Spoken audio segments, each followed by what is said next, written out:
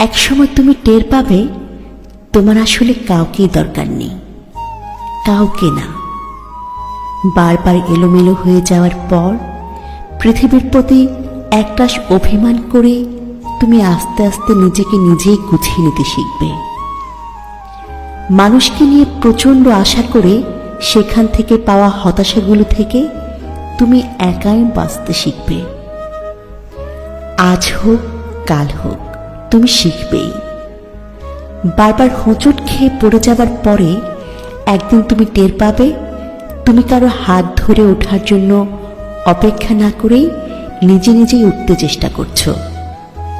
তুমি টের পাবে তুমি আর আগের মতো নেই। সেই প্রচণ্ড রকমের ইমোশনাল, অভিমানী, বেশি আশা করা এবং অল্পতে হতাশ হয়ে যাওয়া সেই দুঃখ বিলাসী মানুষটা তোমার মাঝে আর বাস করে না। কষ্টগুলো, হতাশাগুলো তোমাকে বদলে দেবে।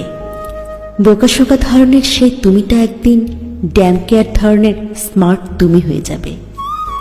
সেদিন তোমাকে প্রতিনিয়ত কষ্ট দেয়া, হতাশ করে দেয়া কিংবা ধাক্কা দিয়ে ফেলে দেয়া মানুষগুলো ভীষণ চমকে যাবে। কেউ কেউ ফিরে আসতে চাইবে তোমার কাছে। তুমি সেদিন মুচকি হেসে নিজের জীবন সাজাতে ব্যস্ত হয়ে যাবে। এই ব্যস্ততা তোমার একারই, অন্য কাউকে এই ব্যস্ততার ভাগ দেয়া যাবে না। একদম দেয়া যাবে না।